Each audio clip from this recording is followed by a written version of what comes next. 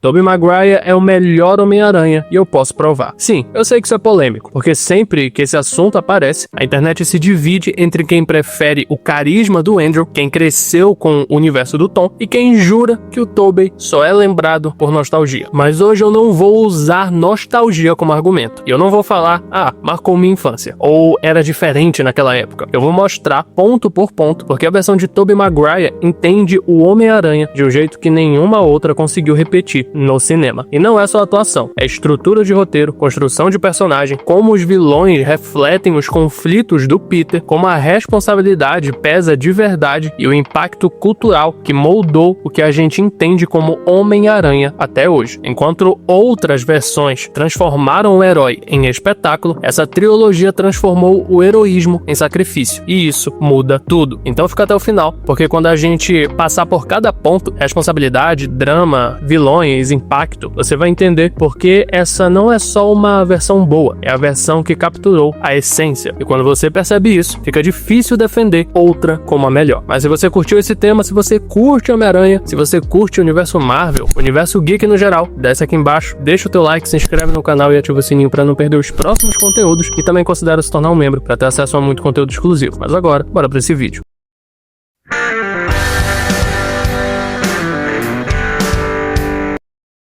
Fala, meu nerd, eu sou o Mikael e sejam bem-vindos a mais um vídeo aqui no Reinado Nerd. Antes de multiverso, cena pós-crédito obrigatória e conexão com 15 filmes diferentes, existia uma coisa mais simples: história. Quando o primeiro Homem-Aranha do Tobey Maguire chegou nos cinemas, não existia universo compartilhado, não tinha promessa de grande evento, não tinha participação surpresa para explodir o Twitter. Era só um filme, um garoto, uma cidade, um conflito pessoal. E isso muda completamente a forma como a gente se conecta com a história. A trilogia, dirigida por Sam Raimi, não estava preocupada em montar um quebra-cabeça gigante para o futuro. Ela estava preocupada em contar a jornada de Peter Parker, do começo ao fim, com começo, meio e consequência. Cada escolha tinha peso, cada erro tinha impacto e cada vitória custava alguma coisa. O cinema daquela época permitia respirar, permitia construir cenas longas, silenciosas, desconfortáveis. A morte do tio Ben não era um gatilho rápido para uma próxima luta, era um trauma que moldava o personagem. E quando você foca em uma história individual, você cria intimidade. Você não está assistindo o capítulo 3 de uma fase 5, você está acompanhando a vida de um cara comum, tentando equilibrar aluguel atrasado, faculdade, amor e a responsabilidade absurda de salvar Nova York. Essa simplicidade não era limitação, era força. E é exatamente isso que torna essa trilogia diferente, porque antes de existir espetáculo, existia humanidade. E essa base construída lá atrás é o que sustenta tudo que a gente vai falar a partir de agora.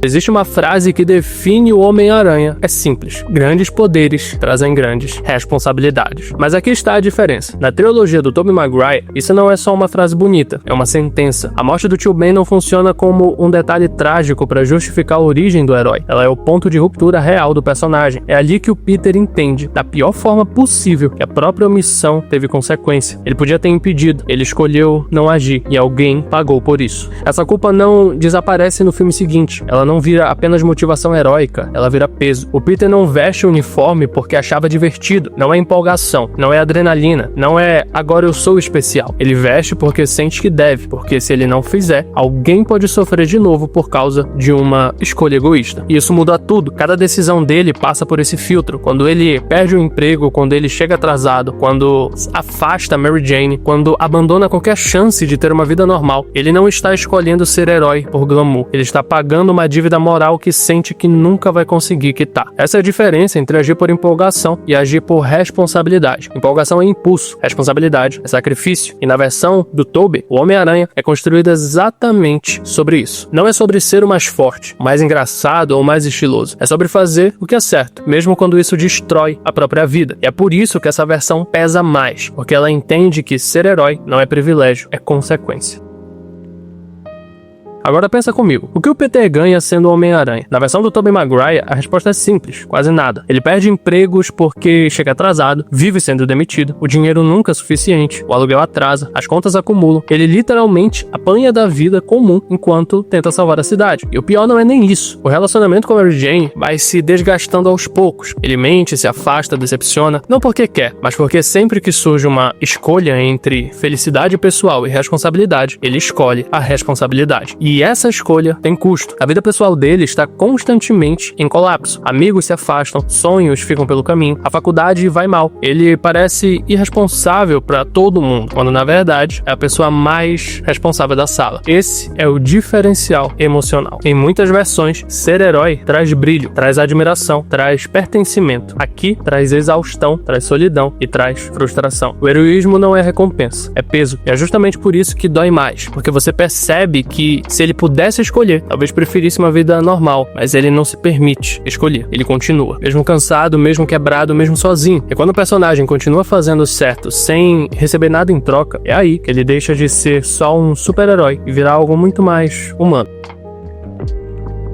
Se você ainda tem dúvida, existe uma cena que praticamente encerra essa discussão. A cena do trem em Spider-Man 2. Ali não tem piada, não tem espetáculo vazio, não tem pose heróica. O que tem é um garoto tentando impedir uma tragédia a qualquer custo. Ele segura aquele trem com o próprio corpo, as teias rasgando, os braços tremendo, o uniforme quase se desfazendo. Você sente o esforço, você sente a dor. Não é uma luta estilosa, é sobrevivência. E o mais importante, ele falha fisicamente antes de vencer. Ele desmaia, o corpo simplesmente não aguenta mais. Quando os passageiros seguram ele e levam pra dentro do trem, a máscara cai. Eles veem o rosto dele e descobrem, não é um deus, não é um símbolo inalcançável, é só um garoto. E alguém diz aquela frase que resume tudo, ele é só um garoto. Essa cena é a materialização da responsabilidade, porque ninguém ali pediu pra ele estar ali, ninguém estava aplaudindo antes. Ele poderia ter ido embora, poderia ter desistido, mas ele ficou, mesmo sem garantia de vitória, mesmo sabendo que poderia morrer, mesmo exausto. É isso que separa essa versão das outras. O heroísmo aqui não é sobre vencer a luta mais estilosa, é sobre aguentar até o último segundo, porque você sente que é a sua obrigação. Se alguém ainda pergunta por que o Homem-Aranha de Tobey Maguire funciona tão bem, essa cena responde sozinho. E aqui é onde a trilogia dá um passo além. Os vilões não estão ali só pra apanhar no final. Eles são reflexos do próprio Peter, começando por Norman Osborn. Ele não é apenas o Duende Verde, ele é a figura paterna que surge depois da morte do tio Ben. Ele aconselha o Peter, incentiva, reconhece o talento dele. Existe carinho ali, e justamente por isso o conflito é tão forte. Norman representa o poder sem responsabilidade. Ele acredita que ser superior justifica qualquer atitude. Se ele pode, ele faz. Se ele quer, ele toma. É o oposto direto da filosofia que guia o Peter. Quando os dois entram em choque, não é só herói contra vilão, é quase um embate ideológico. É o Peter provando que poder não é desculpa, é obrigação. Depois vem o Dr. Octopus, Otto Octavius. É ainda mais interessante porque ele começa como aquilo que o Peter admira, um cientista brilhante, um mentor, um exemplo de quem conseguiu equilibrar inteligência, ambição e humanidade, até que ele perde o controle. A ambição cresce, o ego fala mais alto, ele começa a justificar escolhas erradas em nome de um objetivo maior. E aos poucos, tudo o que ele era vai se perdendo. Dr. Octopus é o que o Peter poderia se tornar se deixasse o peso, a frustração e o desejo de reconhecimento dominarem as suas decisões. Então temos o Homem-Areia, talvez o mais humano de todos. Ele não quer dominar o mundo, não quer provar superioridade. Ele é um pai desesperado tentando ajudar a filha doente. Ele erra, ele machuca, mas não por prazer, por desespero. E é aqui que a trilogia amadurece de vez. Quando o Peter tem a chance de se vingar, ele precisa decidir quem ele é. O garoto movido pela raiva do primeiro filme, ou o homem que entendeu o peso das próprias escolhas. O perdão ao Homem-Areia não é fraqueza, é crescimento. Percebe o padrão? Cada vilão representa um caminho que o Peter poderia seguir. Egoísmo, ambição descontrolada, raiva. E ao enfrentar cada um deles, ele está na verdade escolhendo quem ele quer ser. Isso não é só luta, é construção de personagem, é paralelismo, é narrativa pensada. E é por isso que essa trilogia tem uma profundidade que muita gente só percebe quando revisita com atenção. Mas o ponto mais forte dessa versão é algo bem simples. Esse é o Peter mais humano do cinema. O Peter do Tobey Maguire não entra em uma sala dominando o ambiente. Ele é travado, fala baixo, desvia o olhar, tem dificuldade de se posicionar. Você sente o desconforto social nele. Ele não é naturalmente carismático. Ele não é o cara que sempre tem a resposta perfeita na ponta da língua. Ele erra, fica constrangido, toma decisões ruins, se arrepende. E isso aproxima, porque ele não parece um herói disfarçado de nerd. Ele parece um nerd de verdade que por acaso ganhou poderes. A dualidade funciona justamente por causa disso. Quando ele coloca a máscara, algo muda. Ele ganha confiança, se movimenta com segurança, assume o controle da situação. O Homem-Aranha é tudo aquilo que o Peter gostaria de ser fora do uniforme. Mas quando a máscara sai, as inseguranças continuam ali. Esse é o contraste poderoso, porque mostra que o heroísmo não apaga as fragilidades, ele convive com elas. Mas tem um argumento que muita gente usa contra essa versão. Mas ele não é o mais fiel dos quadrinhos. E é verdade. O Peter do Tobey Maguire não é o mais sarcástico. Ele não passa o filme inteiro fazendo piada no meio da luta. Ele também não é o mais tecnológico. Não tem dezenas de recursos avançados ou uma dependência constante de apetrechos ou ferramentas. Visualmente, inclusive, existem detalhes que se afastam da versão clássica. Só que aqui está a questão. Fidelidade estética não é a mesma coisa que fidelidade temática. Você pode copiar o uniforme, o humor, os trejeitos e ainda assim errar o coração do personagem. O que essa trilogia faz não é reproduzir cada traço dos quadrinhos ao pé da letra. Ela captura a essência emocional do Homem-Aranha, a culpa, a responsabilidade, o sacrifício, o peso de fazer o certo quando ninguém está olhando. E no fim das contas, isso é muito mais importante do que o nível de sarcasmo ou o tipo de tecnologia usada no traje. Se ele não é o mais brincalhão, é porque a narrativa escolheu enfatizar o fardo. Se ele não é o mais moderno, é porque a história quis destacar o garoto por trás da máscara. Aquilo que parece fraqueza vira diferencial, porque o Homem-Aranha nunca foi sobre ser o mais estiloso da sala. Sempre foi sobre ser o cara comum que assume uma responsabilidade que ninguém mais assumiria. E nisso, essa versão acerta em cheio.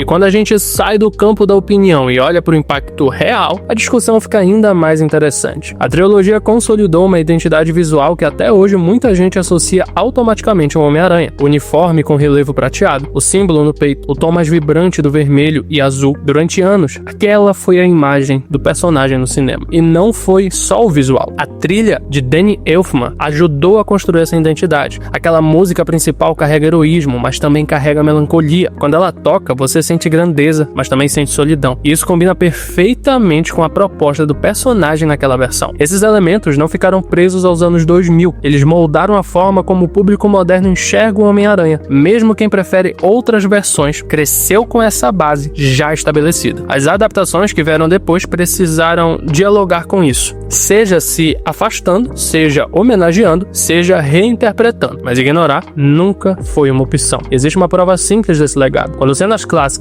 reaparecem, quando o tema musical toca de novo, quando o público revisita aquele Peter, a reação é coletiva. Não é só nostalgia individual, é memória cultural compartilhada. Porque essa versão não marcou apenas uma geração, ela ajudou a definir o que o Homem-Aranha seria no cinema dali pra frente. Quando uma adaptação deixa de ser apenas um filme e passa a ser referência, ela entra em outro nível na discussão.